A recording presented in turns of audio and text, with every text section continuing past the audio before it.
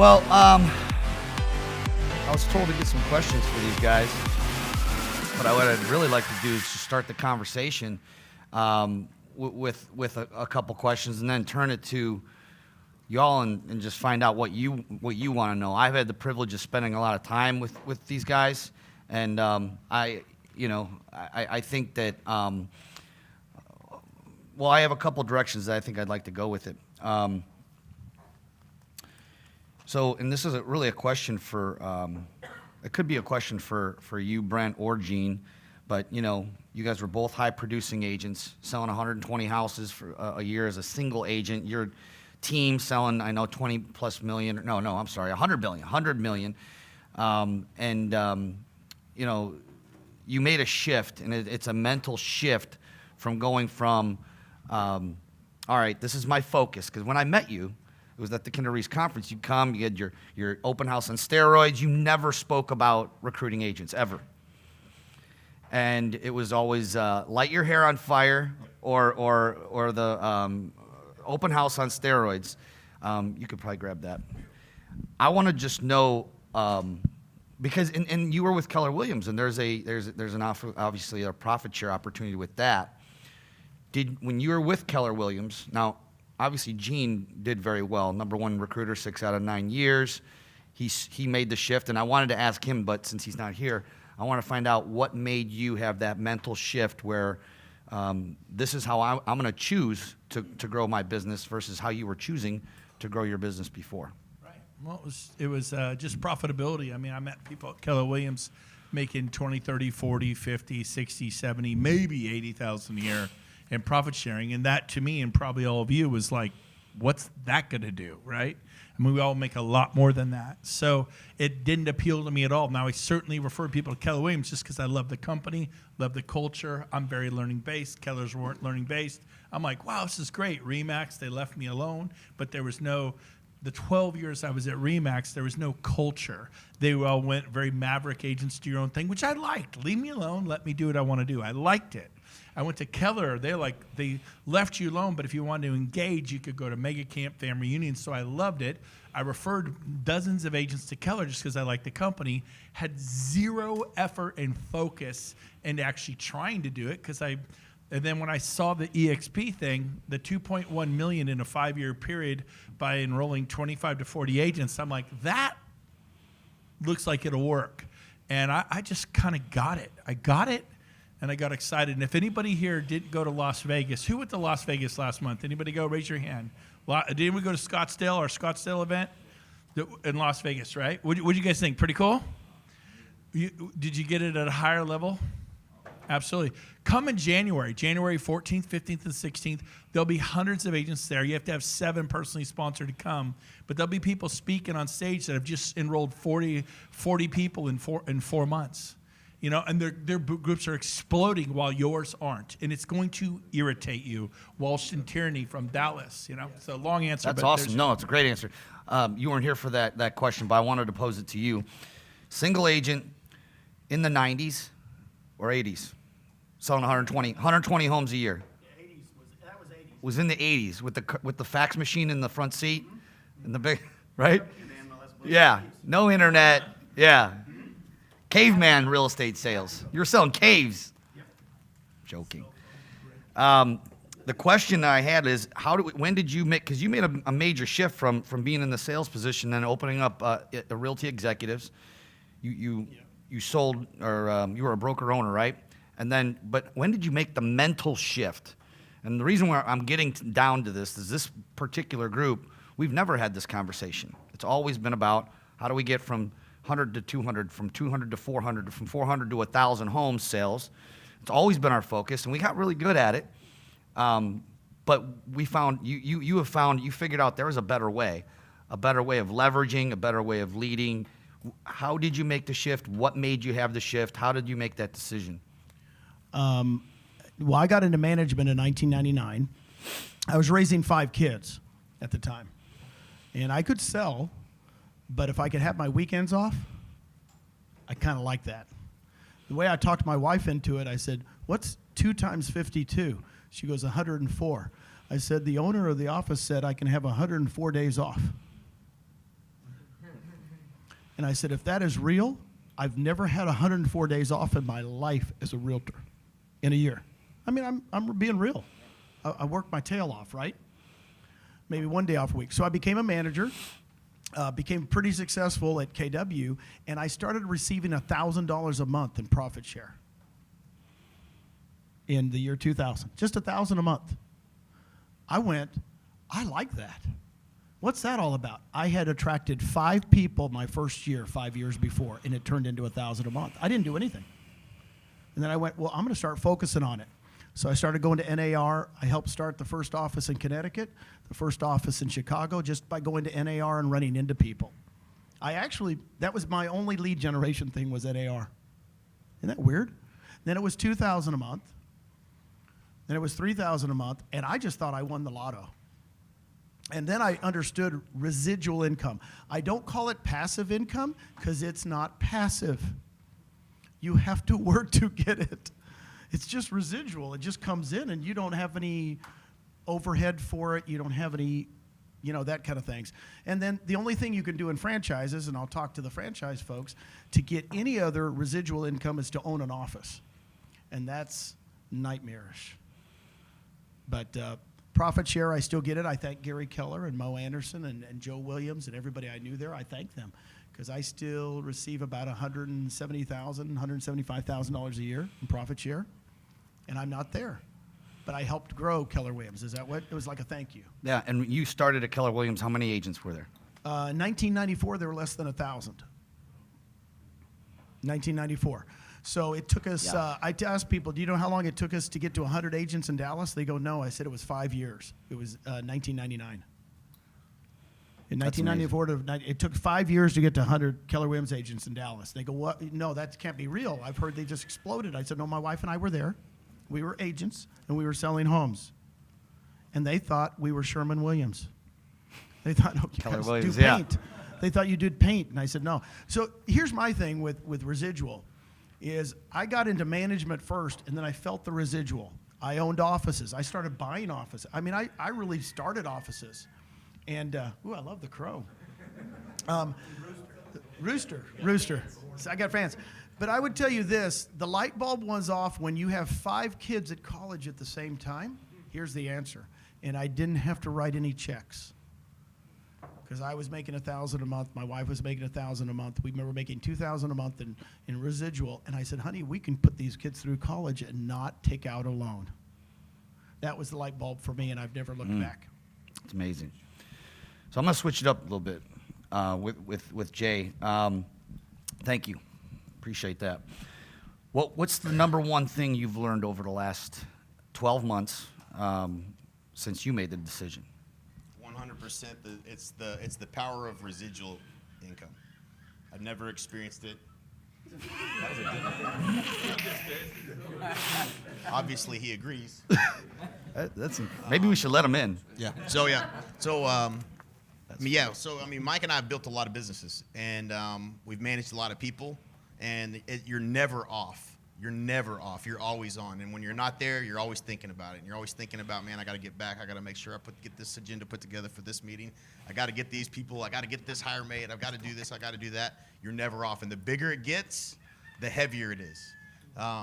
It didn't take long. I think that, one of the brilliant things about this model is it doesn't take long for the impact to hit, and you realize, oh my gosh, this is the opportunity of my lifetime.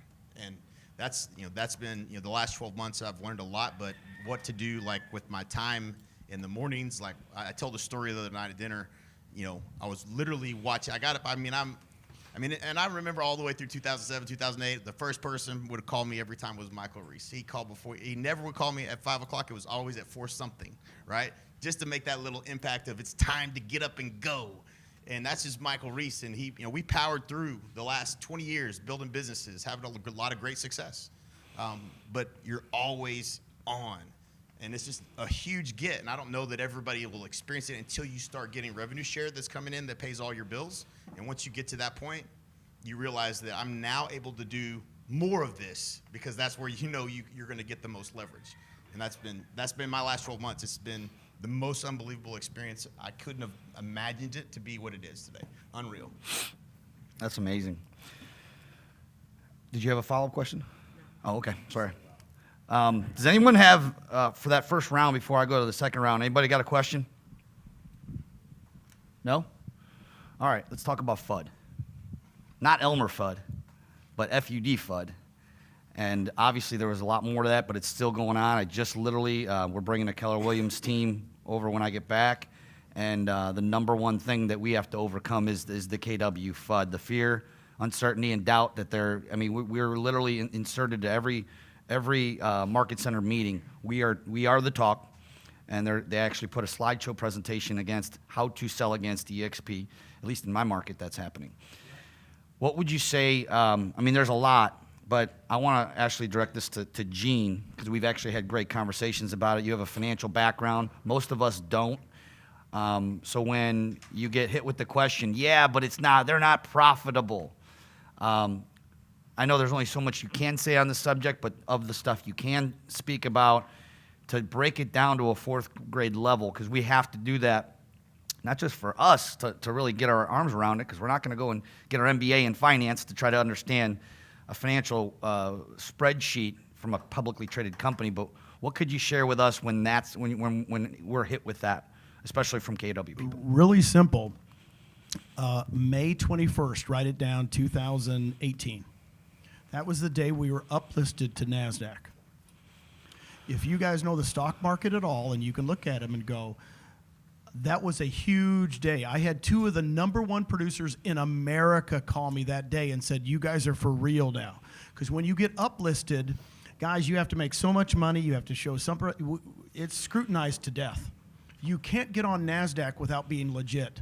So like Brent said in his thing earlier, when we were over the counter, they could say, oh, they're just, they're like Wolf on Wall Street. They're just like a pink sheet or whatever.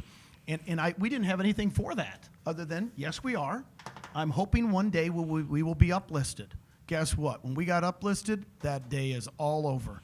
I tell them, check our quarterlies out. We believe in no debt. All you have to remember, you'll see our financials when they come out. There will be no debt on them, no short term, no long term. That's huge for a company. It'll show, now again, wait until the financials come out, but it'll show about $22 million in the bank. $22 million in the bank at the end of the third quarter with no debt. We started the year at $4.7 million in the bank with no debt. So I do lead with numbers because I think numbers first. They don't lie. And then I tell them, by the way, we've gone from, write it down, 6,500 agents at the end of last year to right now we're short of right at 15,000. I said, do you understand that's never, ever been done in the history of real estate? Ever. I've got the charts. So when you grow like that, by the way, it's not an agent count thing. It's a quality agent count thing. I'm looking in the room here. Who do we have? Oh my gosh, we added 500 million in Texas with two groups just the other day. 300 million and 220. Are you kidding me?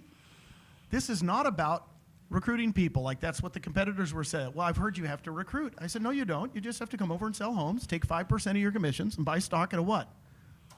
20% discount. You'll have some legs. But I would say this. I never, ever challenge them. This is going to be very hard because I am prideful. I hate to say that because I've been with Glenn and I've seen how hard these people have worked. And sometimes I want to get combative. I know that's hard to believe because I want to say, who said that? Or why did they say that? I just blow it off and go really quick. Sometimes I laugh. Actually, when people bring up negatives and they bring up a falsehood, I will just laugh. I said, that is funny. And they go, what do you mean? I said, that is the goofiest thing I've ever heard. Who told you that? And they go, well, my manager. I said, so does your manager work at eXp? And they go, no. And I said, well, the manager's never called me. Have him call me because that's just goofy. So sometimes I won't even, does that make sense? Because they're trying to say we're not going to make it. They still are.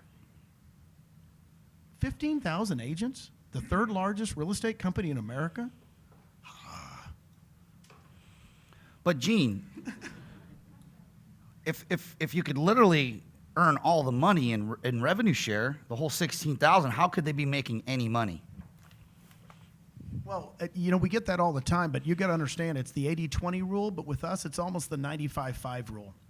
5% of us are going to get into attraction. It's just life. And tell them it's the 80-20 rule, right? and you're bored, what's the deal? Well, 20% of us do almost all the business. I said, well, in the attraction too, we have agents come, they love it. They love the stock, they love the ownership, they love the training, they love the camaraderie, they love our events. Just bottom line is they never get into attraction. So what would you say is a percentage of all the agents we have, as a ballpark, I know this isn't a statement, have more than 5 people that they've brought in? I know the number, it's 5%. So only 5% of our, I've tracked it with me. So what you're saying is that most people, they're not joining to come and recruit agents. 95% of them are here for other reasons. Well, here's the thing, they've never been taught. See, here's the thing too, they've never been taught. Right. So what happens to people, they think they might do it, right, Brent? So they come over, they get excited, and then they try it for a couple times. Of course, they spew eXp, and they do it wrong, and then they don't get good results. They go, well, I'll just go back to what I'm used to doing. It's like joining a gym, right? Yeah. I have many memberships. Yeah, many memberships and gyms. So what happens is people go, yeah, I think I'll try it. Ooh, God bless me, I spilled this. Let me get a napkin for me. I can't even hold my coffee. Thank you. Here, grab that cup. Grab that cup here. That's awesome. Thank you. Can I say one Was thing it- about Yeah. this? So I believe you need to prepare people as you're talking to them.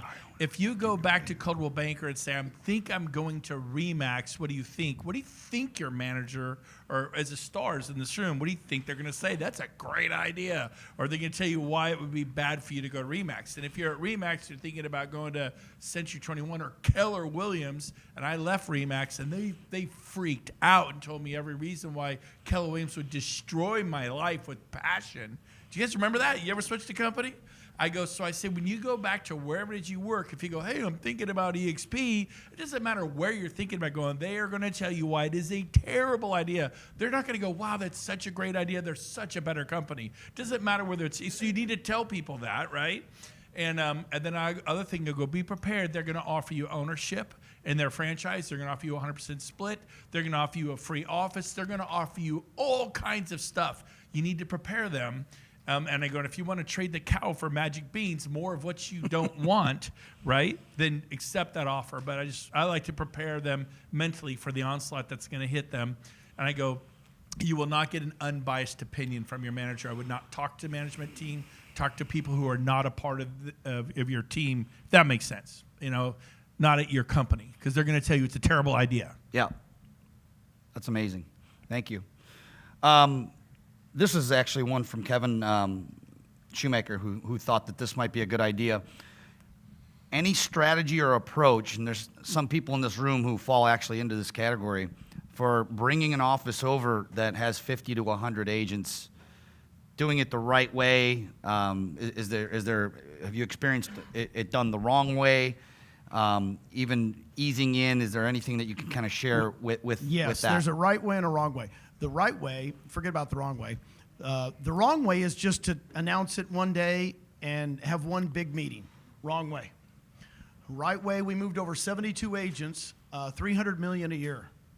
Small independent, $300 million a year. Pretty good, huh? 72 agents in Dallas. And we said, here's what you do. Take your top 10 to 20 agents. We will meet them on Monday. We'll do a presentation for them alone, and we'll do one-on-ones with them all day Monday. That's what we did. So you get the top 10, 15, 20 influencers on, right? And they were pumped. I mean, at lunch, they were pumped. We hadn't even done the one-on-ones yet. We did the presentation. They're pumped. And the next day, they had the other 50 come in with the 25, and all 72 agents came. All 72 agents came. But if you do it the wrong way, which is you go, I'm going to have one big meeting, and 72 people come, you have the detractors in the room. You got to have, right? I've done it right and wrong, and that's the right way to do it. It's very simple. And by the way, it's hard to move over a whole company, isn't it? Yeah. Expect to lose people. Just so you know, when we got Mitch Reebok, Mitch brought over, had 75. He went down to 50 because RE/MAX came in and hammered his group and took 25 of them. But he came over with 50, and those 50 have turned into almost 400 in 12 months. When you brought over the Next Home franchise guy, how did you approach him, and what did you say to him? I was the one who did that. Oh, sorry. Same thing I say to everybody, whether it's a brand new agent, a next home franchise, a mega producer, anyone. I call them up and I'm just like, hey, Mitch, how you been? How you been? I know it's been years. We did that deal on Castle Peak, or we met at Mike Ferry or Brian Buffini, and I get caught up. And I said, well, awesome. You doing good? Yeah, okay, great. Let me tell you why I'm calling. Pivot. I mean, it's that quick. It's 60 seconds. I'm happy. Dino, you had to have heard about eXp, right? I'm excited, and I, you got to be you, but that's unfortunately me, right? And they're like, well, yeah, I've seen some people on Facebook, and yeah, it's not for me, right? And I'm like, okay, I got that, but let me ask you a question. We've been friends. I respect you. I've seen you speak on stage. You actually saw their brilliant short webinar that was a jaw dropper. You saw the webinar. And they go, well, no, I haven't seen that. I go, okay, so here's the deal. You don't even know what you're saying no to. You're like me. I was like you. You got to see the webinar, and then you could know it is brilliant. Would you watch it for me? No, I will not watch it for you, Gil, right? There's nobody who's going to say that, And I maybe had 12 people who say, I'm just too dang busy. No? Oh, well, move on. But I say the same thing to everybody for me, and that's what I do. That's awesome. Yeah. So they go, So okay, that question, buddy. is, what was the question? Is he setting up a webinar on like a shared screen? So his question is he setting up a webinar while you can get on a shared screen and setting a time where he can sit with them? I just want to say it so everyone can hear it. Yeah. Zoom is phenomenal. It's great Yeah. for that. So yes, that's a lot of you just email it off and then you play chase. Bad idea. I always made appointments. This is great. When's a time where you could be in front of your computer? I need you with a good internet connection in front of your computer. Tomorrow, the next day, later next week, and then they go, yeah, next week, great. Monday, Tuesday, Wednesday, Wednesday, great. Morning or afternoon, always two choices. Afternoon, great. 3, 4, 5 o'clock, boom. Book it, good. And then I text them reminders. Hey, don't forget, we're on tomorrow at 5 o'clock. That morning, hey, don't forget, we're on today at 5 o'clock, an hour before. Hey, don't forget, we're on for. You do all that? Hell yeah.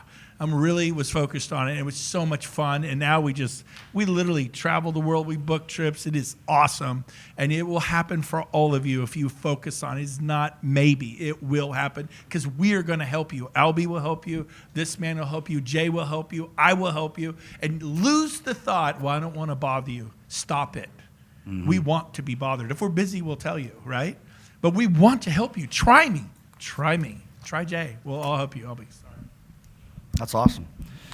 One of the things that's a question. Who all's been on a call with me in the last 90 days? Raise your hand. I'm never too busy, guys. I'm never, ever too busy. Yep. So just book the time. Not enough of you are doing it and are not doing it near enough. I got more free time in my schedule than I know what to do with. That's a real problem for me right now. So one of the questions that I get asked the most is people are stuck with their agent attraction. They're stuck. And they always say, what do people just pick up the phone and call you?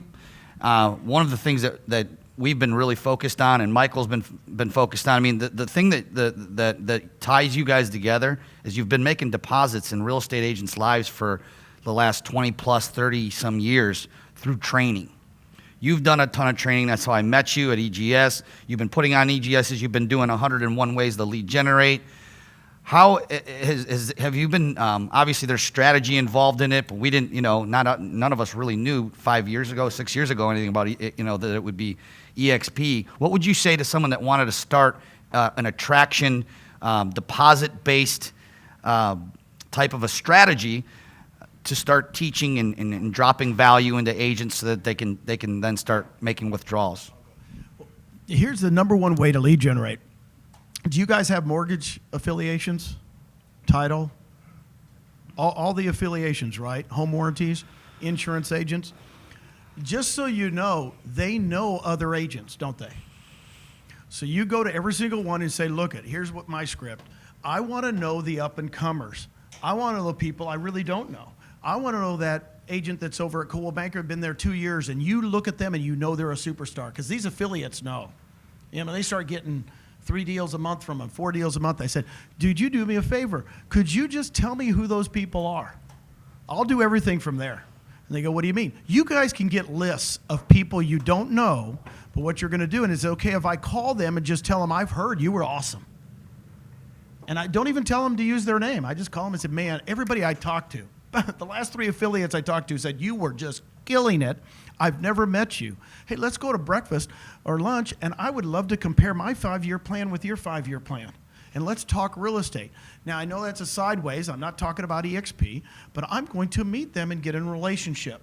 I'm a relationship guy. Now, I can tell you, we could all kill it if we just did that. It's huge. Plus, do you got to go to the dentist tomorrow? Do you got to go, when I'm in the dentist chair, who do you use as your realtor? I'm looking for really good realtors. Everybody you know knows a realtor. Yep. And then we go, well, how do we find them? Stand in the Starbucks line and ask the person behind you, hey, do you have a good realtor I could use? They go, yeah, I'd use Todd. Todd, you're kidding. Who's Todd? Oh, he's 6'5", good-looking dude. You know, boom, boom. And I go, this is not hard. It is not. It's actually easier than selling homes. But you've never been taught how to go get other realtors. Rob and I talk about it all the time because Rob and I did this. Rob moved to Dallas, didn't know anybody. And he calls me, he says, Gene, I'm just going to go around and start talking to people and asking them if they know a realtor. Oh. Got a question? We all have this ego as we think about our businesses, as we think of ourselves as the real estate agent. We would never normally have that conversation. We got to get past that. You know, that's the opportunities out. Everybody knows a real estate agent. Everybody usually knows 2 or 3 real estate agents. So that's a great idea. So, you know, from 2000 to 2009, people talked to me about Keller Williams. And I was a RE/MAX guy. I was a top guy in California. Doggone Keller Williams agents talk to us all the time about Keller Williams. And here the other, I'm sick of Keller Williams, all the other RE/MAX agents. But 9 years later, it took me 9 years till my gate was blown open by the market correcting to where I was in enough pain where I go like, yeah, what I was doing ain't working so well anymore. And they go, hey, we're going to do this, this, and this for you, and you can keep your team and all that. And I became interested. 9 years. There are people who are going to join us 9 years from now at eXp. And then, well, they'll miss it all. Are you kidding me? I recruited 55 people to Keller Williams, and then they made me a team leader, and I recruited 177 9 years later. Then those agents told people who told people, resulting in hundreds and hundreds and hundreds of agents 9 years after they've been talking to me. And not everyone's in it's just a timing issue, right? So people are going to come. You got to stay the course. Yeah, I just think that, you know, and over the years, Jay, if you want to talk about just, you know, the deposits, and it boils down to the relationships ultimately, right? What a lot of Gene was talking about was, you know, making those 2 calls and those contacts. But if you're making those to warm contacts, people that you already have a relationship with, what are some of the things that you would suggest to some of the people who maybe they're terrified of public speaking? A lot of people are. What are the other things they could do where they're maybe not standing up in front of 100 people talking, but that they could literally go home and do where it's not going to make them want to puke? It's really not that hard. It's just be genuine and be interested in people and ask them what they're trying to accomplish and what goals they are.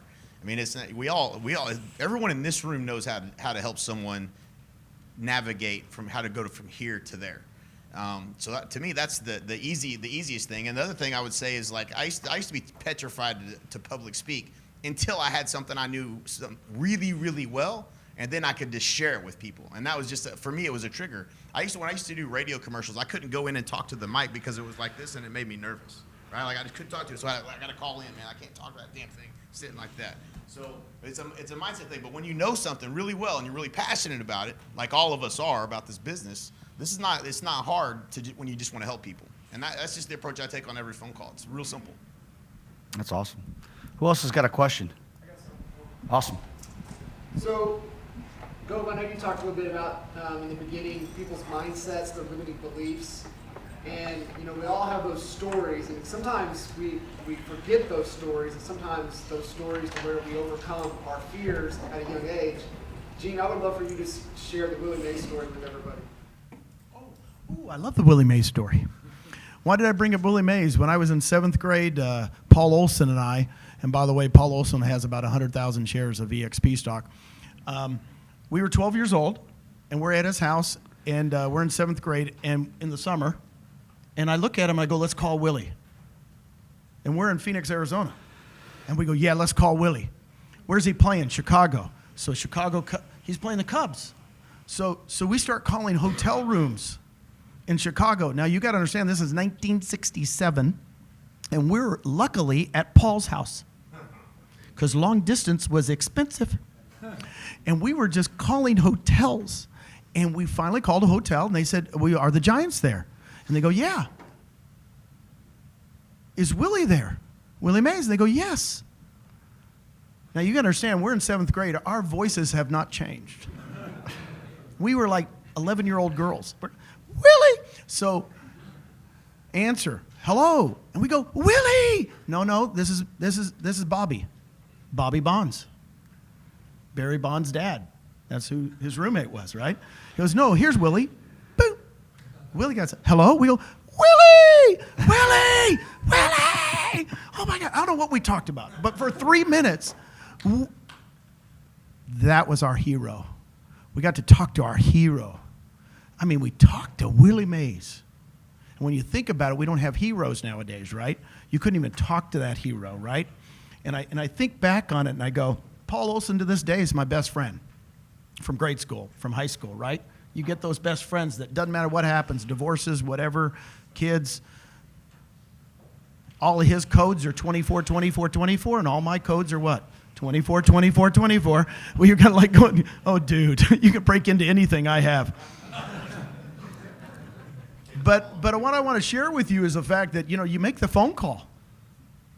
You make the phone call. We talk about it to this day. We were kind of, I couldn't believe we called Willie Mays. It's going to live with me for a long time, right? You and me are calling someone famous today. We are calling famous. We got a couple famous. We're not going to say it, but we're calling famous people today that we know in the business because we went, why don't we call them? Why don't we call them? We're here. We're going to call them. And first thing I'm going to say is, I'm just thinking about you. Hello. I was just thinking about you. Just a second. So was Brent. Yeah. we were both thinking about you. How's it going? Tell me about yourself. I mean, that's going to be the lead in. And then it's going to be well, why are you guys calling me? By the way, can I share something? Just real short. Here's my numbers. I have had about 178 people watch the webinar, to which 67 are now with our company. Those are my total numbers. And I didn't call strangers. I called people I knew. And that's all I ever did. I know that's not a big number. So call people you know and come from contribution. Go show it to 400 every year. All right, this one's real quick. Favorite technology that you're using right now? Yellow notepad. My notepad, the binders. I'm just a little bit above these guys. Excel is what I'm using. I'm tracking everything in Excel. Excel? I love Calendly. Calendly is amazing for sending that out and getting. And the reason I bring it up is because Jay and I use it, and we were telling everyone, hey, you can get in our calendar. We're saying, and callalby.com is the little URL that goes right to my calendar. You just hit the button, register, and it goes into my calendar, and that spot's yours. So it's like, I don't know, you guys may want to save up before you can afford it. It's like $19 a month or something. I can't afford it. I would tell you this, technology-wise, when I first went out and met Brent and he showed me his yellow notebook, I said, dude, let me show you my pad. So we did the same thing. I just write names down. Here's the reason. You got to understand, and I understand, I did Excel spreadsheets all my life. They still use them at Texas Instruments that I did. But the problem is when you write something down in your own handwriting, there's something that goes through it. You remember, I actually make my lists out every month by hand. People go, why? And I go, I don't know why. But when I write Susie's name down, I go, man, I haven't called her in a while. And it just sinks in. It really does. And when people used to shadow me when I was a team leader at KW and I was #1 in the nation, they'd come spend a day with me. They'd go, we want to see your systems. And I'd take out my notebook and show them all the names. And they'd go, that's your system? And I go, yeah, but are you doing it every day? 2 a day. 2 a day. 2 a day. And my agents know 10 o'clock, 1 o'clock, 3 o'clock is when I interview people. 10 o'clock, 1 o'clock, 3 o'clock. You guys can make an appointment with me right now at 10 o'clock, 1 o'clock, or 3 o'clock, Central Standard Time, by the way. And I'm okay. And I've already got some in. My agents know that. So basically, use us and abuse us, because basically for three-way calls, let us do the close. Right? We tell our agents all the time, you guys think you don't have to close them, let us do it. You know, because, you know, especially if they're KW for me, because I was there 21 years, or any franchise owners or big agents. I like those three. And I was Remax too, and Realty Executives. Those were the three franchises I was with. But anybody big I relate to, because I feel for them when they show me their net. And we'll compare your guys' net later to my rev share. So all of you guys, we'll just be one-on-one. We don't have to do it in front of everybody. Do we have to add all ours up to? You guys So can how that's show me gonna your work? net, and I guarantee you my rev share is more than your net this month, right? And I didn't sell a home, and I didn't worry about, you know, the inspection and the septic tank and the blah blah blah blah blah that you guys worry about. And I know what your problem is you guys are worried. I even with Brent and I play golf together, and I hear him working the business sometimes. I hear him talking in the car, and I'm going, wait, he's still selling homes. He's never heard a conversation I've had about that. Have you? I haven't. So, So I still have an active team of 23 agents. They get me on the phone, so I'm dealing with. but what I'm saying is you guys are dealing with a lot more than I am. That's all I'm saying. You're dealing with so much. Yeah. You know, your It's guys. that mindset. It's that mindset. Yeah. If you just went, you know, when I play golf, I turn off my cell phone, and we have a $10 bet. If the phone rings, if you get on the phone when you're playing golf with us, it's $10. If it's a text, it's $5. Why? Because we want to play golf. I'm competitive. I won't give any money. I shut my phone off. I know we shut our phones off now. How much do you want that? I'm good, Jay. But last March was the first month. This is my 16th month at the company, and I made $118,000 in a month from rev share, monthly income. And in December it was 55, so it doubled in 3 months. And I was stoked about the 55, which was my 13th month, and then it doubled to 118 in March. I'm like, okay, I'm done. I stopped listing homes personally. I gave them all to my team, 100%. They're getting listings for 1.2, 1.3 million, 800, all the stuff I kept. They loved it. My team loved it. And then it just kept going, and now basically it's pretty much darn near double today. And then and by December, hopefully it'll be about 220, which is quadruple of what it was a year ago. Next December, it's even better. But so I no longer sell homes. My team does. I sell homes through my team, but I want to correct it. I am not personally huffing homes anymore. So I'll say this is the same thing. So my numbers this month, we just crossed over 61,000. So I'm in month 13. Yeah. And so that's actually, so that would be basically for my 12th month or whatever. So, and there's, you know, Al doing the same thing and Mike doing the same thing. And, you know, to net, I mean, when you do the math, we had $10 million worth of companies. What do you think the margin was across all of those business models? What do you think the amount of people that we had to manage and lead? What do you think the amount of meetings that you have to be a part of? What's all of the lift, and then what's the risk and what's it worth? It could be plus 10% or minus 10%. One could be up, one could be down. And try to, you know, you take all that and you can literally, just like that, in 12 months, for 21 years I've been working my ass off. And I've never seen anything that's drugged me to success like this. How many huddles was that? We have our conversations every morning. That's the only huddle I'm in. How many huddles are you in right now currently, Al, with your? Might be 3. Yeah. So I didn't realize this. I've been working with Al literally every single day since I joined. And I go to Cleveland, one of the last 2 or 3 trips I've been there, and I didn't realize Al has a huddle right before our huddle, and then another huddle, and then he had another huddle, and he had like 4 huddles in a row, and I was like, what in the hell? I didn't know. What are you doing with all these huddles? And I know it's a task. I don't work in any other business. I only do this. You got to understand that was not an easy decision, but it was the right decision. As quickly as you can cash flow it, get to this side of the business where you can focus on it. It makes a huge difference. Actually, you bring something up, and I want to go back to Brent on this. You separate your P&L from your rev share and your team, correct? We do as well. So your team operates on its own P&L, own income, not the revenue share is a completely different business, if you will. Correct. Yep. Yes. And you don't have to do it that way. I want to be clear that that's not. It's fun to do it that way. It is fun, but you can, and but you don't have to. I'm just making that distinction, right? What is the monthly, the percentage growth, and when do you feel like you can calculate that? Because it gets kind of crazy in the first, few months, 6 months, or whatever. What would you say the growth rate per month? It's pretty easy to figure. Once you get up to 200, 300, 400 agents, right in that range, you'll start growing by 10% a month, minimum. Some month you'll go by 20%, right? Or 30. But the 10% is kind of standard. And so like right now, I have 6,000 agents. So guess how much agents I'm growing per month?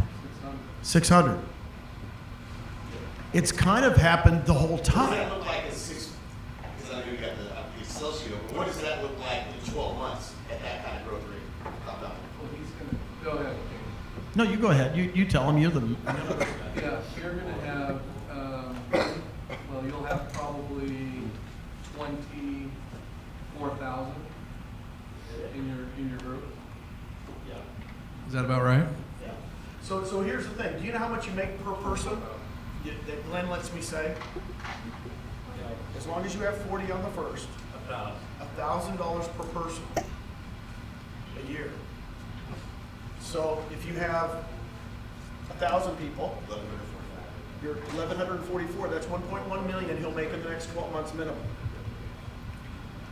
No expenses. No expenses. So when people go, when they get up to 200 or 300, I have some people right now getting up to 200 or 300. Getting up to 200 or 300, they go, man, I'm only at 230. I can't believe I'm 250. I go, dude, you're going to make 20,000 a month for the next year. And they go, really? Now you got to have a big first tier, right? This is one thing to understand. You can't do it just by getting one Brent Grove and going away. You've got to go wide to make that happen. But so somebody the other day said, well, you have 6,000 people. You're going to make $6 million the next 12 months?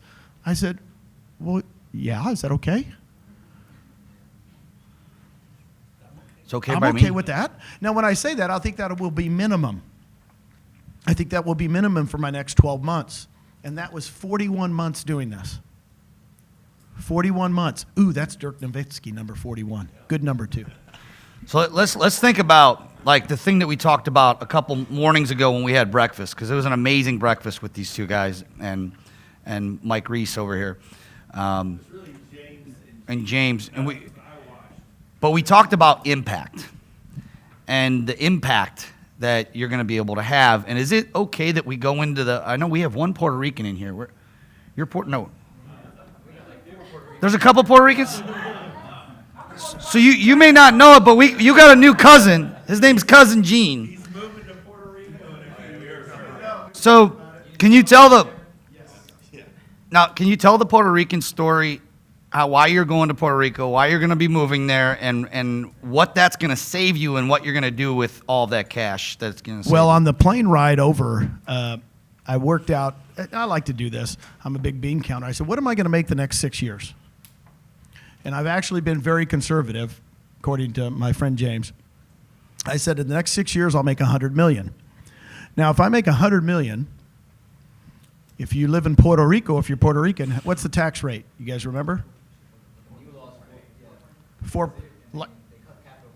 Yeah, capital gains way down, but 4% compared to 37, 38%.